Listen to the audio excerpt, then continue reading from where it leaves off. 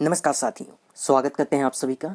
आज की इस वीडियो में हम काफ़ी ही महत्वपूर्ण टॉपिक जो छात्रों के बीच एक ख्वाब की तरह है, वह टॉपिक जो छात्रों को जल्दी समझ में नहीं आता है। हाँ, मैं बात कर रहा हूँ सीएनटी एक्ट की।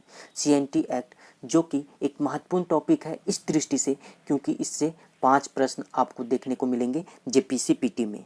और ख्वाब इसलिए इसमें इतनी धाराएं और इतनी अध्याय हैं कि छात्रों को डर सा लगता है। तो यही डर को दूर करने के लिए आज हम इस वीडियो में सीएनटी एक्ट लेके आए हैं।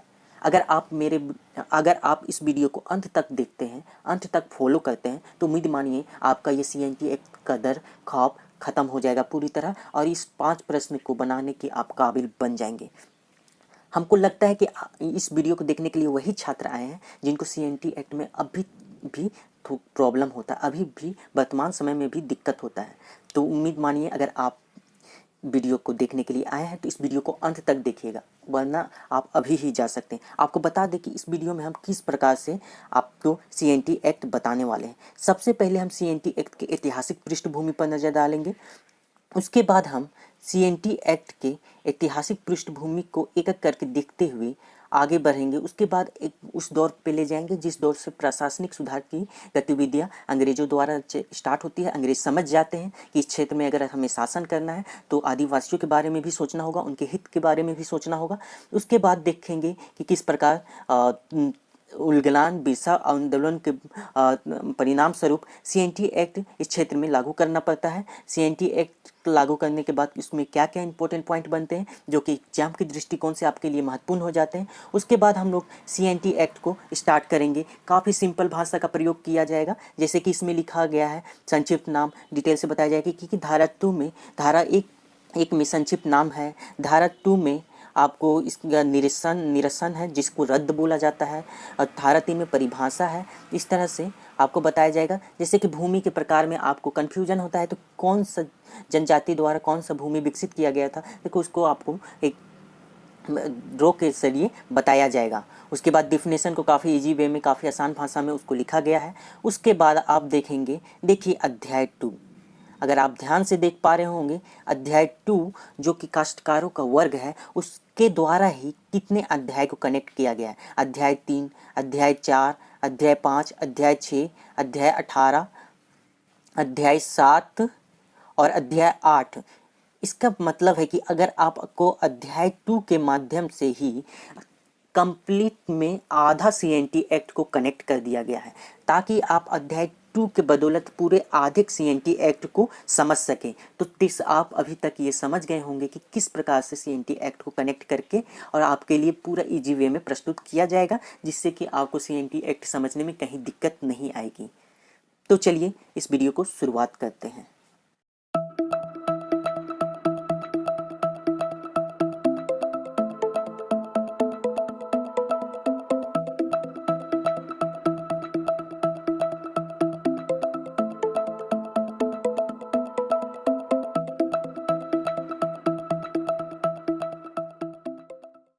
तो स्टार्ट कर रहे हैं छोटा नागपुर टेनेंसी एक्ट, यानी कि छोटा नागपुर काश्तकारी अधिनियम 1908। 1765 का वर्ष था जब अंग्रेजों को बिहार, बंगाल एवं उड़ीसा की दीवानी ब्रिटिश कंपनी को मिली। मुगल शासक द्वारा बिहार, बंगाल और उड़ीसा की दीवानी अंग्रेजों को प्राप्त होती है। आपको बता दें कि झारखंड और बिहार का हिस्सा हुआ करता था, झारखंड बिहार का हिस्सा हुआ करता था। तो इस प्रकार अंग्रेजों का झारखंड क्षेत्र में भी प्रवेश होता है। 1765 से 1789 का दौर था। 1765 से 1789 का दौर था। कंपनी राजस्व व्यवस्था को अपने ढंग से स्थापित करने का प्रयास किया। कंपनी यहाँ पे कर, उनका अल्टीमेट मकसद क्या था कि यहाँ से ज़्यादा कर को वसूल करना। तो कंपनी राजस्व व्यवस्था को अपने ढंग से स्थापित करने के प्रयास करती है। सर्वप्रथम भारतीय एजेंट की नियुक्ति जिलों में की गई। सर्वप्रथम भारतीय एजेंट की नियुक्ति जिलों में की गई और उसका मुख्यालय मुर्शिदाबाद रखा गया। जिलों की निगरानी के लिए अमील की नियुक्ति की गई। तो ये शुरुआती दौर में किया गया अंग्रेजों द्वारा। उसके बाद प्रत्येक जिलों में कलेक्टर की नियुक्ति कर दी गई और जो कि बोर्ड ऑफ रेवेन्यू कलकत्ता के अधीन थी। तो ये प्रशासनिक ये था, राजस्व व्यवस्था को अपने ढंग से स्थापित करने का अंग्रेजों द्वारा प्रयास।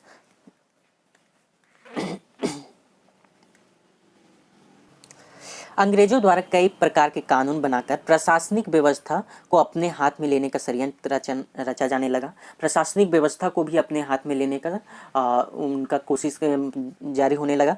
जैसे कि 4 जून 1809 ईस्वी को 4 जून 1809 ईस्वी को थाना व्यवस्था लाया जाता है। थाना व्यवस्था जिसका नियंत्रण रामगढ़ मजिस्ट्रेट के अंतर्गत था, जिसका नियंत्रण रामगढ़ मजिस्ट्रेट के अंतर्गत था। तो याद रखना 4 जून 1809 को थाना व्यवस्था लाया गया था। अगला 1824 ईस्वी को 1824 ईस्वी को पुतचई कर हरिया पेय पदार्थ पर लगाया जाने वाला कर। आपको पता होना चाहिए कि हरिया पेय पदार्थ आदिवासियों का काफ़ी लोकप्रिय पदार्थ है, काफ़ी पसंदीदा पदार्थ है, जिस पर भी कर लगा दिया गया, जिसको पुतचई कर कहा जाता था। इससे आदिवासियों में नाराजगी की भाव उत्पन्न हुई। फिर इस पूरे क्षेत्र को दक्षिण पश्चिम फ्रंटियर एजेंसी के अंतर्गत लाया गया। इस पूरे क्षेत्र को दक्षिण पश्चिम फ्रंटियर एजेंसी के अंतर्गत लाया गया। और रेगुलेशन एक्ट, आपको बता दें कि यहाँ पे न्यायालय की भी व्यवस्था की गई, न्यायालय भी बनाया गया। और रेगुलेशन एक्ट 1793, रेगुलेशन एक्ट कब पारित हुआ था? तो 1793 ईस्वी को के तहत पुराने जमींदारों की जगह नई जमींदार खड़े किए जा रहे थे। तो पुराने जमींदार या जागीरदार थे, उनके जगह नए जमींदार खड़े किए जा रहे थे। ये जमींदार बिहार, उत्तर प्रदेश, बंगाल और उड़ीसा के थे। तो क्या हुआ था इसको समझते हैं। जो पुराने जमींदार थे वहाँ वो पुराने जमींदार या जागीरदार हुआ करते थे, वही इस क्षेत्र के मूल निवासी थे। वे आदिवासियों के बीच के ही लोग थे। उनका आदिवासियों के प्रति लगाव हुआ करता था, एक गहरा भाव हुआ करता था। तो उन पर अत्याचार करना या फिर जबरदस्ती लगान वसूल करना, खुद कट्टी या फिर भुइयारी भूमि पर लगान ना वसूल करना, इन सब की जो परंपरा उनकी चलती आ रही थी, उसके आधार पर कर की वसूली किया करते थे, जिससे कि कर की मात्रा में काफ़ी कम हुआ करता था और अंग्रेजों द्वारा तय किए गए कर के आधार पर नहीं हुआ करता था। तो अंग्रेज न्यायालय और 1793 के रेगुलेशन एक्ट के आधार बनाकर उनकी जमींदारी और जागीरदारी को नीलाम कर दिया जाने लगा। और उनके जमींदारी को बिहार, उत्तर प्रदेश, बंगाल और उड़ीसा में, यानी कि बाहर से आए लोगों को दे दिया जाने लगा। बाहर से आए लोग यहाँ के प्रति उनका उस तरह से जनजातियों के प्रति उस तरह से लगाव तो नहीं हुआ करता था। वे अपने जिस तरह से तय किया गया उस मनचाहे ढंग से कर वसूल करने लगे थे, जिसका परिणाम क्या हुआ? आदिवासियों में अंग्रेजों के प्रति गुस्सा उत्पन्न होने लगा। अत्याचार की भाव देखकर अंग्रेजों के प्रति एक गुस्सा सा उत्पन्न होने लगा अंग्रेजों के प्रति। तो जिसका परिणाम हुआ जनजातीय विद्रोह। इन्हीं सब कारणों का परिणाम हुआ जनजातीय विद्रोह। जनजातियों में ने विद्रोह कर दिया अपने हक की लड़ाई के लिए। तो इसमें है 1831-32 में हुआ कोल विद्रोह। 1831-32 में हुआ कोल विद्रोह। तो ये याद रखना, 1831-32 में कोल विद्रोह का कारण क्या था? तो इस प्रकार से देखा जाने लगा कि जमीन, जो आदिवासियों की जमीन थी वह छीनने लगी। आदिवासियों की जमीन को देखिए जो बाहर से आए नए जमींदारों को मिलने लगा। इससे आदिवासियों में काफ़ी आक्रोश फैला और उसका परिणाम जनजातीय विद्रोह के रूप में उभर कर आया। तो इस प्रकार से अंग्रेजों को यह समझ में आ गया कि अगर इस क्षेत्र में शासन करना है तो आदिवासियों के हित के बारे में हमको सोचना पड़ेगा। आदिवासियों के हित के नहीं सोचे बिना इस क्षेत्र में शासन करना मुमकिन नहीं है, क्योंकि एक के बाद एक आदिवासी विद्रोह देखने को मिलते रहेंगे। तो अंग्रेजों ने फिर कुछ प्रशासनिक सुधार की ओर कदम रखा। तो देखिए, चलते हैं, आगे बढ़ते हैं और देखते हैं कौन कौन से प्रशासनिक सुधार इस क्षेत्र में लागू किए गए। तो सबसे पहला है 1834 ईस्वी में छोटा नागपुर क्षेत्र में विल्किंसन कानून लागू किया गया है। इस कानून को भी हम लोग पढ़ेंगे। तो विल्किंसन कानून लागू किया गया है। उसके बाद भूयहरी सर्वे कराया गया। प्रशासन ने भूयहरी भूमि एवं स्थानीय जमींदारों की मंझियस भूमि, तो ये भूयहरी भूमि और मंझियस भूमि क्या होता है इसको हम लोग समझेंगे। अभी आपको समझना है कि प्रशासन ने भूयहरी भूमि एवं स्थानीय जमींदार की मंझियस भूमि को चिन्हित करने के लिए 1862 ईस्वी में बाबू राखल दास हल्दर की देखरेख में भूयहरी सर्वे आरंभ करवाया गया था। तो याद रखना है 1862 ईस्वी में भूयहरी सर्वे कब प्रारंभ किया था? तो 1862 ईस्वी में भूयहरी सर्वे प्रारंभ किया गया था। किसके नेतृत्व में? तो बाबू राखल दास हल्दर के नेतृत्व में भूयहरी सर्वे 1862 ईस्वी में प्रारंभ किया गया था। जो कि 1869 ईस्वी तक चला, जो कि 1869 ईस्वी तक चला। तो आपको बता दें कि अंग्रेजों की ओर से अनुसूचित जनजातियों की भूमि को संरक्षित करने का यह पहला प्रभावी कदम था। अंग्रेजों द्वारा आदिवासियों की भूमि, जनजातियों की भूमि को संरक्षित करने के लिए यह पहला कोई प्रभावी कदम था। तो यहाँ पे आप ध्यान रखिएगा कि 1862 ईस्वी में भुइयांरी सर्वे करवाया गया था, जो कि बाबू राखलदास हल्दर के नेतृत्व में कराया गया था, जो कि 1869 तक चला था। आगे है छोटा नागपुर भूधृति अधिनियम 1869। छोटा नागपुर भूधृति अधिनियम 1869 जो कि सर्वे करवाया गया, उसी के आधार पर छोटा नागपुर भूधृति अधिनियम लाया गया, छोटा नागपुर टेन्योर्स एक्ट। इस अधिनियम के शब्द विन्यास के अंतर्गत भुइयांरी शब्द में भूतखेता, जो कि आप अगर शासन व्यवस्था को अच्छे से पढ़े होंगे तो आपको पता होगा कि पाहन को दी जाने वाली भूमि में एक भूतखेता भी था। फिर डाली कटारी भूमि, जो पाहन मुंडाओं के पाहन को दी जाने वाली, मुंडा के गाँव में पाहन को दी जाने वाली भूमि थी। फिर पहनई भूमि, उरांव के गाँव में पाहन को दी जाने वाली भूमि थी। फिर महतोई भूमि, जो कि महतो को दी जाने वाली भूमि थी। शब्द भी परिभाषित है, तो ये शब्द भी, ये भूमि के भी शब्द भुइयांरी शब्द के अंतर्गत परिभाषित है, डिफाइंड है छोटा नागपुर भूधृति अधिनियम 1869 में। इसके बाद छोटा नागपुर भूस्वामी एवं काश्तकारी प्रक्रिया अधिनियम लाया गया 1879 में। तो छोटा नागपुर भूस्वामी एवं काश्तकारी प्रक्रिया अधिनियम कब लाया गया? तो 1879 में लाया गया। फिर बंगाल काश्तकारी अधिनियम 1897 ईस्वी में लाया गया था। बंगाल काश्तकारी अधिनियम 1897 ईस्वी में लाया गया था। तो अभी तक हमने देखा कि कुछ प्रशासनिक सुधार की ओर अंग्रेजों का कदम बढ़ाया गया, पर कई प्रशासनिक सुधार हुए, लेकिन ये काफ़ी नहीं थे। कई प्रशासनिक सुधार हुए पर ये काफ़ी नहीं थे। स्थानीय जमींदारों एवं रैयतों को भूमि को हड़पने का प्रक्रिया लगातार जारी था। किसी न किसी प्रकार से स्थानीय जमींदारों की भूमि को हड़पने का प्रक्रिया जारी रहा। तो एक ऐसे कानून की जरूरत थी जो कि पूरी तरह से स्थानीय लोगों की, जनजातियों की भूमि को संरक्षित कर सके। इन्हीं अत्याचारों, अंग्रेजों के प्रति बढ़ते अत्याचारों और इस तरह से जमीनों, देखिए आदिवासियों की ज़मीनों की जो हड़पने की नीति लगातार चलती रही, उसके लिए 1895 और 1900 में बिरसा उलगुलान आंदोलन देखने को मिलता है। ये काफ़ी बड़ा आंदोलन होता है झारखंड के क्षेत्र में। 1895 से 1900 ईस्वी तक बिरसा देखिए उलगुलान आंदोलन। तो CNT एक्ट 1908 लाने के पीछे यह सबसे प्रमुख कारण बनता है। तो आपसे पूछा जाएगा कि CNT एक्ट 1908 लाने के सबसे प्रमुख कारण क्या है? कारण तो बहुत सारे हैं, जनजातियों की जमीन का संरक्षण करना, जनजातीय विद्रोह करो, मगर सबसे प्रमुख कारण अगर पूछा जाए तो आपको बोलना है बिरसा आंदोलन। बिरसा आंदोलन CNT एक्ट लाने के पीछे सबसे प्रमुख कारण था। तो फिर अंग्रेजों ने पिछले 100 साल के अनुभव, जितने देखिए प्रकार के कानून लाए गए, उस अनुभवों को लेते हुए प्रशासन में मौजावर सर्वे करवाने का निर्णय लिया गया। प्रशासन में मौजावर सर्वे करवाने का निर्णय लिया गया, जिसके अंतर्गत खेवत एवं खातियान का निर्माण किया जाना था। जिसके अंतर्गत खेवत और खातियान का निर्माण किया जाना था।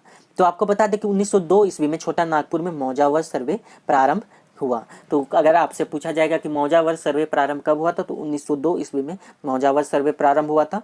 1903 ईस्वी में छोटा नागपुर काश्तकारी अधिनियम का प्रारूप तैयार हो गया था। तो छोटा नागपुर CNT एक्ट का प्रारूप कब तैयार हुआ था? तो 1903 ईस्वी में छोटा नागपुर यानी कि CNT एक्ट का प्रारूप 1903 ईस्वी में तैयार हो गया था।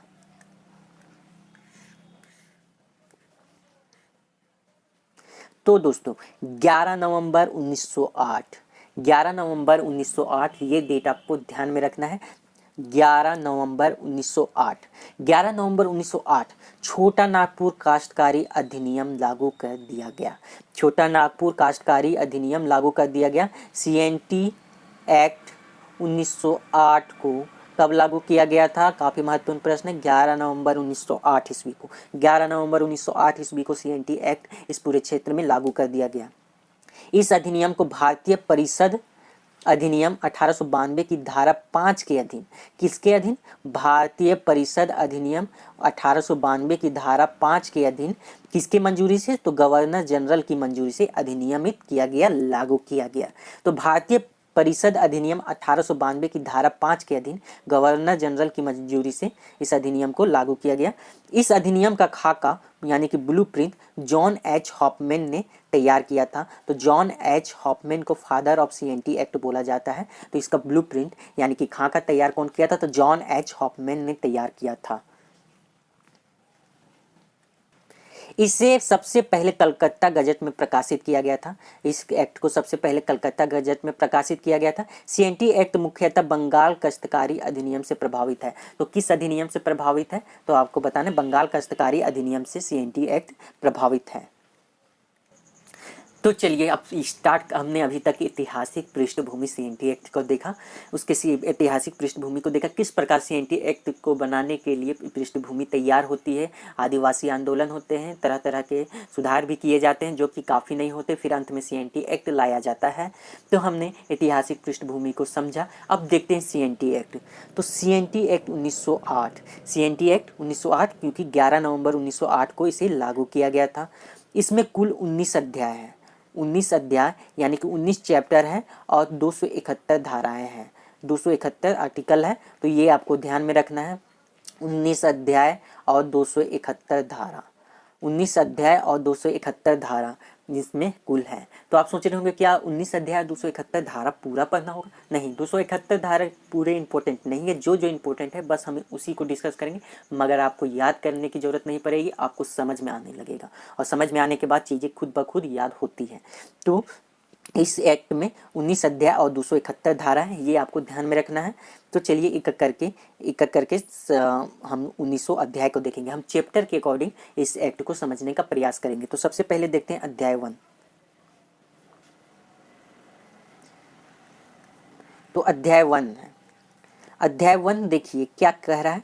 अध्याय 1 जो कि 1 से 3 अनुधाराएं तक है, इसमें 1 से 3 धारा तक है, ये ध्यान में रखना है कि अध्याय 1 में 1 से 3 धारा तक है।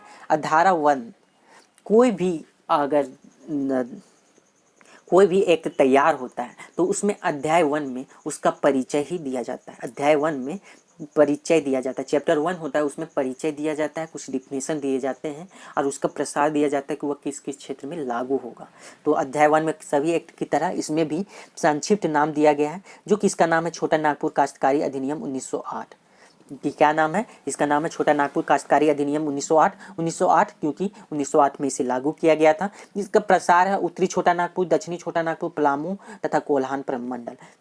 तो 4 प्रमंडलों में इसका विस्तार है। तो एक प्रमंडल आपका छूट गया जो कि संथाल परगना। तो आपसे पूछा जाएगा कि किस क्षेत्र में छोटा नागपुर सीएनटी एक्ट लागू नहीं है, तो उसमें संथाल परगना आपको टिक करना है। टोटल कुल हो जाते हैं 18 जिलों में सीएनटी एक्ट लागू है। धारा 2 कहता है कि निरसन यानी कि पुराने जितने कानून इस क्षेत्र में लागू किए गए थे उसको रद्द किया जाता है, निरस्त किया जाता है। धारा 3 में कुछ महत्वपूर्ण परिभाषाएं दी गई है। जिन महत्वपूर्ण परिभाषाओं को हम लोग देखते हैं, उन्हीं महत्वपूर्ण परिभाषाओं को हम लोग देखेंगे जो कि एग्जाम के दृष्टिकोण से महत्वपूर्ण होता है। तो चलिए परिभाषाएं देखते हैं। परिभाषाओं को समझने से पहले हम देख लेते हैं जो भूमि के प्रकार जो इसमें बार बार प्रयोग में लाए जाएंगे, जिससे समझे बिना आपको सीएनटी एक्ट में बहुत सारी कठिनाई का सामना करना पड़ेगा। जैसे कि मुंडाओं द्वारा, जब मुंडा झारखंड में प्रवेश किए तो मुंडाओं द्वारा जंगल को साफ करके उसे खेती योग्य भूमि में परिवर्तित किया गया था, उसे खुदकत्ती भूमि कहा जाता था। जो खेती योग्य भूमि में जो मुंडा जंगल को काट करके उसे खेती योग्य भूमि में परिवर्तित किए थे उसे खुदकत्ती भूमि कहते थे। तो मुंडाओं द्वारा जो विकसित किया गया था भूमि, जो स्टार्टिंग में विकसित किया गया था जंगलों को साफ करके, जो मुंडा जंगल को साफ करके उसे खेती योग्य भूमि बनाते थे, उसको खुदकत्ती भूमि कहा जाता था। इसी प्रकार सेम इसी कंडीशन में उरांव द्वारा जो भूमि जंगलों को काट करके उसे साफ करके बनाया जाता था उसे भूइंहरी भूमि कहा जाता था। सदान कोरकर भूमि जो देखिए परती भूमि हुआ करता था, परती भूमि को कोर करके जो ताड़ हुआ करता था, ताड़ को कोर करके जो भूमि तैयार की जाती थी खेती योग्य भूमि, उसे कोरकर भूमि कहा जाता था। ये मुख्यतः सदानों द्वारा तैयार की गई भूमि को कहा जाता था। पर कोरकर भूमि में याद रखना जो भूमि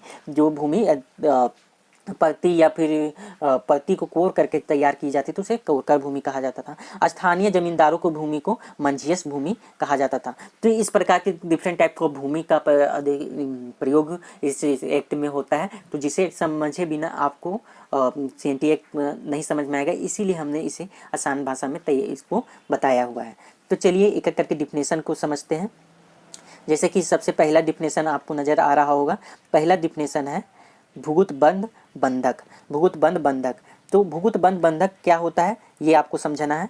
तो जैसे कि ऐसा रैयत जो उधार या ऋण में लिए गए धन के लिए बंधक रखा गया हो। जैसे कि कोई रैयत उधार लेता है, उसके लिए वह उधार को चुकाने के लिए वो बंधक बन रहता है, और उस बंधक अवधि तक उसको जितने शुद्ध लाभ होते हैं, मतलब उस खेती से जितने भी लाभ होते हैं उससे वंचित रहता है, उस पर उसका कोई अधिकार नहीं होता है। इसी को भुगुत बंध बंधक कहा जाता है। ऐसे रैयत जो उधार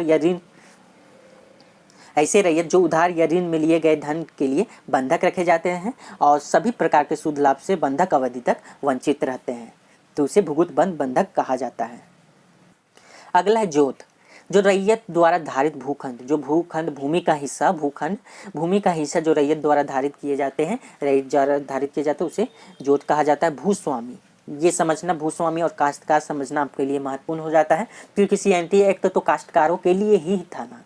काश्तकार यानी कि किसान, उन्हीं के लिए तो सीएनटी एक्ट बनाया गया था। अगर काश्तकारों को आपको समझना और भूस्वामी को समझना जरूरी हो जाता है। वह व्यक्ति जिसके तुरंत अधीन काश्तकार भूमि धारण करता है, जिसके अधीन काश्तकार भूमि धारण करता है, जैसे कि सरकार या फिर उस समय के अनुसार जमींदार हुआ करते, तो जो जमींदार भूस्वामी का एग्जाम्पल हो जाएंगे।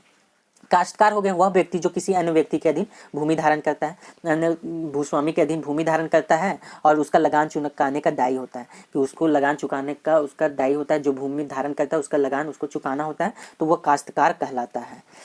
अगला है ग्राम मुखिया। ग्राम मुखिया किसी ग्राम या ग्राम समूह का मुखिया, कृषि ग्राम या ग्राम समूह का मुखिया चाहे वह मानकी, प्रधान या मांझी या अन्य नामों से ज्ञात हो। तो विभिन्न जनजातियों में ग्राम मुखिया के अलग अलग नाम हुआ करते थे, तो जो भी नाम से वो ग्राम मुखिया जाना जाता हो तो उसको ग्राम मुखिया, जो गांव का प्रमुख हो, को चाहे वो जो नाम से जाना जाता हो वह ग्राम मुखिया होगा। अगला अस्थावर शर्त। अस्थावर शर्त लगान से भिन्न भूमि के अधिभोग के अनुलग्न सेवाएं। जैसे लगान से भिन्न वह कोई दूसरी सेवा देकर लगान जो कि उपज का हिस्सा या फिर पैसे के द्वारा ना कर चुकाकर किसी अन्य सेवाओं के द्वारा चुकाया जाता है, उसे अस्थावर शर्त कहा जाता है। तो चलिए अब अध्याय 2 की ओर अपना रुख मोड़ते हैं। अध्याय 2 को समझते हैं, काफ़ी महत्वपूर्ण है अध्याय 2। इसके द्वारा ही आप सीएनटी एक्ट के आधे अध्याय को कनेक्ट कर पाएंगे, इसीलिए इसको ध्यान से सुनिएगा। अध्याय 2 जो कि धारा 4 से 8 तक है। अध्याय 1 कितना से था, 1 से 3 तक था, तो अध्याय 2 4 से 8 तक है। तो इसमें देखिए अध्याय 2 में काश्तकारों का वर्ग है। काश्तकारों का वर्ग, अभी हमने काश्तकार समझे जो कि किसी के अधीन भूमि धारण करता है, उसका लगान चुकाने का दायी होता है, लगान चुकाने का दायी होता है, वो काश्तकार कहलाता है। तो काश्तकारों का अध्याय 2 में हम देख रहे हैं, तो काश्तकारों की धारा 4 में दिया गया है कि काश्तकार के अंतर्गत कौन कौन आएंगे। तो काश्तकार के अंतर्गत कौन आएंगे, भूधारक आएंगे, रैयत आएंगे, खुद कट्टी अधियुक्त रैयत आएंगे, मुंदारी खुद कट्टीदार आएंगे। तो ये धारा 4 के अंतर्गत दिया गया है कि काश्तकार के अंतर्गत भूधारक आएंगे, रैयत आएंगे, खुद कट्टीदार अधिकार प्राप्त रैयत आएंगे, मुंदारी खुद कट्टीदार आएंगे। तो धारा 4 के अंतर्गत क्या दिया गया है आप इसे समझ गए। धारा 4 के अंतर्गत दिया गया है कि काश्तकार के अंतर्गत कौन कौन आएंगे, ठीक है। तो देखिए काश्तकार के अंतर्गत कौन कौन आ रहे हैं, धारा 4 यहाँ पे कंप्लीट होता है। धारा 4 कंप्लीट होता है तो काश्तकार के अंतर्गत जो भूधारक, रैयत, खुद कटी अधियुक्त रैयत, मुंदारी खुद कट्टीदार आते हैं, उसका अब एक एक करके आगे की धारा में एक एक को डिफाइन किया गया है। जैसे कि धारा 5 में भूधारक को डिफाइन किया गया है, वैसा व्यक्ति जो अपनी जमीन या किसी दूसरे की जमीन खेती कार्य के लिए धारण किए हुए एवं लगान चुकाता है, वैसा भूधारक हो गया। यानी कि इसमें ये नहीं है कि उस भूमि का अधिभोग करता है या अधिभोग करता है। भूधारक वो उसे कहते हैं जो कि अपनी जमीन या किसी दूसरे की जमीन खेती कार्य के लिए धारण करता है और उसका लगान चुकाता है, तो वो क्या कहलाएगा, भूधारक। इसका डिफिनेशन धारा 5 में दिया गया है। धारा 6 में रैयत का डिफिनेशन दिया गया, वैसा व्यक्ति जिसने खेती कार्य के लिए भूमि धारण करने का अधिकार प्राप्त किया हो, खेती करने के लिए भूमि धारण करने का अधिकार प्राप्त किया हो, तो वो क्या कहलाएगा, रैयत कहलाएगा। तो ये धारा 6 में रैयत का डिफाइन किया गया है। धारा 7 में खुद कट्टी युक्त रैयत का डिफाइन किया गया है, वैसा रैयत जो कि खुद कट्टीदार प्रथा के अनुसार भूमि धारण करता तो उसके खुद कट्टी अधिकार युक्त रैयत कहा जाता है। और अगला है मुंडारी खुदकतीदार, जिसका धारा 8 में दिया गया है कि मुंडाओं की परंपरा के आधार पर खुदकतीदार व्यवस्था के आधार के अधीन भूमि धारण करता हो तो मुंडारी खुदकतीदार, तो ये धारा 8 में दिया गया है। तो आप समझें, धारा 5 में भूधारक, धारा 6 में रैयत, धारा 7 में खुदकती अधियुक्त रैयत और धारा 8 में मुंडारी खुदकतीदार। अध्याय 2 आपका समाप्त हुआ। देखिए कितनी इजी वे में आपने अध्याय 2 को समझ लिया, कनेक्ट कर लिया। पहला अध्याय 4 था कि काश्तकार के अंतर्गत कौन कौन आएंगे, हमने जान लिया कौन कौन आएंगे, देख लिया। उसके बाद देखते हैं कि एक एक करके सब धारा में उसका डिफिनेशन दिया गया है, उसके बारे में संक्षिप्त विवरण दिया गया है। तो धारा 5 में भूधारक का, धारा 6 में रैयत का, धारा 7 में खुदकती अधियुक्त रैयत का और धारा 8 में मुंडारी खुदकतीदार का। ठीक है, देखिए यहाँ पे रैयत का डिवाइड किया गया है धारा 4 में ही।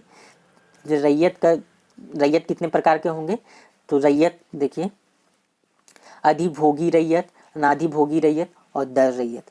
तो रैयत 3 प्रकार के दिए गए हैं। अधिभोगी रैयत तो धारी भूमि पर अधिभोग का अधिकार रखता हो, धारित भूमि पर अधिभोग का अधिकार रखता हो तो अधिभोगी रैयत। अनाधिभोगी रैयत जो धारित भूमि पर अधिभोग का अधिकार नहीं रखता हो, धारित भूमि पर अधिभोग का अधिकार नहीं रखता हो, वो अनाधिभोगी रैयत। और दर रैयत, रैयत के अधीन भूमि धारण करता हो। तो यहाँ पे दर रैयत इंपॉर्टेंट हो जाता है कि देखिए रैयत कौन है, तो अभी हमने देखा कि जो किसी और के अधीन भूमि धारण करता हो लगान चुकाने का दायी हो, मगर दर रैयत कौन होता है कि जो रैयत के अधीन भूमि धारण करता हो तो उसे दर रैयत कहा जाता है। तो ये ध्यान में रहेगा। तो चलिए अब अध्याय 2 को कनेक्ट करते हैं जे आगे आने वाले जितने भी अध्याय हैं, जिससे कि CNT एक्ट आपका काफ़ी सिंपल हो जाएगा। तो चलिए कनेक्ट करने का कार्य किया जाए। तो देखिए धारा 4 मतलब अध्याय 2 जो कि काश्तकारों का वर्ग है। ठीक है, काश्तकारों का वर्ग है अध्याय 2 में, आप देख रहे होंगे। उसमें आपने पहला पढ़ा भूधारक। भूधारक जो काश्तकारों का जो टाइप है उसमें पहला टाइप है भूधारक, जिसके बारे में आपको अध्याय 3 में पढ़ना है। अध्याय 3 में पढ़ना है भूधारक के बारे में, जो कि 9 से 15 तक आर्टिकल में है। तो यहाँ तक समझ में आ गया। भूधारक के पढ़ना के बारे में होगा आपका अध्याय 3 में, जो कि 9 से 15 धारा तक है। अगला आता है रैयत के टाइप में देखे थे, तो अगला आता है अधिभोगी रैयत। अधिभोगी रैयत जिसे आपको अध्याय 4 में पढ़ना है। ध्यान रखिएगा, अध्याय 4 में आपको क्या पढ़ना है, अधिभोगी रैयत, जो कि 16 से 36 तक है। धारा 16 से 36 तक होगा। फिर उसके बाद आपको पढ़ना खुदकती अधियुक्त रैयत, जो ऐसे रैयत जो मुंडारी खुदकतीदार को इसमें नहीं सम्मिलित किया जाता, उसको छोड़कर जो खुदकतीदार प्रथा के अनुसार भूमि धारण करते हैं तो खुदकती युक्त रैयत कहलाते हैं। इसके बारे में आपको अध्याय 5 में पढ़ना है। किसमें, अध्याय 5 में पढ़ना है। अध्याय 5 में जो कि इसके अंतर्गत केवल एक धारा आएगा, धारा 37। फिर अनाधिभोगी रैयत या फिर अंधिभोगी रैयत बोला जाता है। इसके बारे में आपको अध्याय 6 में पढ़ना है। अध्याय 6 में पढ़ना है। अध्याय 6 में जो कि 38 से 42 तक आएगा, 38 से 42 तक आएगा, धारा 38 से 42 तक आएगा। उसके बाद पढ़ना है मुंडारी खुदकतीदार, जो कि आपको अध्याय 18 में पढ़ना है। अध्याय 18 में पढ़ना है। इसके अंतर्गत 239 से 256 धारा तक आएगा, 239 से 256 धारा तक आएगा। तो आप धारा देखिए काश्तकारों के टाइप में आप देख सकते हैं भूधारक के बारे में आपको अध्याय 3 में पढ़ना है। अधिभोगी रैयत अध्याय 4, अनाधिभोगी रैयत अध्याय 6, खुदकतीदार अधियुक्त रैयत अध्याय 5, मुंडारी खुदकतीदार अध्याय 18। तो यहाँ से अगर आप अध्याय का ये अध्याय का हेडलाइन जान जाते हैं कि उसमें के बारे में हमको क्या पढ़ना है, तो जब भी एग्जाम में प्रश्न आएंगे वहाँ पे अगर आपको नजर आएगा कि भूधारक, तो आप समझ जाएंगे कि ये अध्याय 3 के अंतर्गत का प्रश्न है और उसमें आपसे धारा पूछा जाएगा, तो आप समझ जाएंगे कि ये धारा का आंसर 9 से 15 के अंतर्गत ही आएगा, 9 से 15 के बीच ही आएगा। तो आप एकदम आसानी से ऑप्शन को एलिमिनेट कर सकते हैं और आसानी से, जैसे कि उसमें धारा 10 ऑप्शन दिया गया रहेगा, तो आप जान जाइएगा कि धारा 10 ही उसका राइट आंसर हो जाएगा। उसी प्रकार से आप अनाधिभोगी रैयत अध्याय 4 में पढ़ा जाएगा, अध्याय 6 में पढ़ा जाएगा, अध्याय 5 में खुदकती और मुंडारी खुदकतीदार अध्याय 18 में पढ़ा जाएगा। तो ये तो हुई जो कि आप देखिए अध्याय 2 में देख रहे हैं कि अध्याय 2 का कनेक्ट हुआ है सारे अध्याय से। और उसके बाद अब आपको बाकी अध्याय को पढ़ने में काफ़ी सिंपल लगेगा, क्योंकि आपको ध्यान में रहेगा कि इस अध्याय में हमने किस काश्तकार के बारे में पढ़ना है। भूधारक के बारे में पढ़ना है, उसके लिए अलग प्रावधान है। अधिभोगी रैयत के लिए अलग प्रावधान है, अधिभोगी रैयत के लिए अलग प्रावधान है। जैसे भूधारक के बारे में पढ़ेंगे कि भूधारक में किसको किसको टैक्स नहीं देना पड़ेगा, वो उनके बारे में देखेंगे। तो उसके में देखेंगे कि 2 पॉइंट है जिसमें टैक्स नहीं देना पड़ेगा, दोनों का अलग अलग धारा में है। फिर अधिभोगी रैयत के बारे में पढ़ेंगे। अधिभोगी रैयत तो किसको किसको अधिभोग का अधिकार प्राप्त होगा, कौन से रैयत को कहा जाएगा कि अधिभोग का अधिकार प्राप्त है, अनाधिभोगी रैयत के बारे में पढ़ेंगे। फिर देखिए अध्याय खुदकती अधियुक्त रैयत के बारे में पढ़ेंगे। फिर मुंदारी खुदकतीदार के बारे में पढ़ेंगे। तो चलिए इसके अलावा आपको बताते हैं। इसके अलावा है अध्याय 7। अध्याय 7 तो हमने अध्याय 4 में अधिभोगी रैयत और अध्याय 6 में अनाधिभोगी रैयत देखा।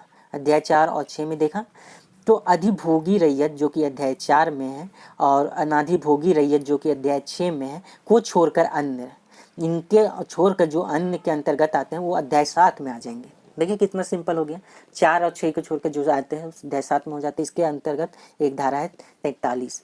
अध्याय 8 में जोटो या भूधृतियों के पट्टे का अंतरण यानी कि ट्रांसफ़र कैसे करेंगे, जो इनके बारे में आपने पढ़ा, उनके अपने ज़मीन का ट्रांसफ़र कैसे करेंगे, इसलिए ये अध्याय 8 महत्वपूर्ण हो जाता है, VVI हो जाता है। और ख़ासकर इसके अंतर्गत धारा 46 जो कि काफ़ी महत्वपूर्ण हो जाता है, क्योंकि अध्याय 8 में आपको ट्रांसफ़र के बारे में दिया गया कि ज़मीन का अंतरण किस प्रकार से किया जाएगा। और सबसे बड़ा विवाद अंतरण को ही लेकर था, क्योंकि आदिवासियों की ज़मीन किस प्रकार से छीनी जा रही थी, बाहरियों के अंतर्गत आ रही थी, उसी को हटाने के लिए, दूर करने के लिए ही तो CNT एक्ट लाया गया था। इसलिए अध्याय 8 इस CNT एक्ट का सबसे महत्वपूर्ण अध्याय कहा जा सकता है।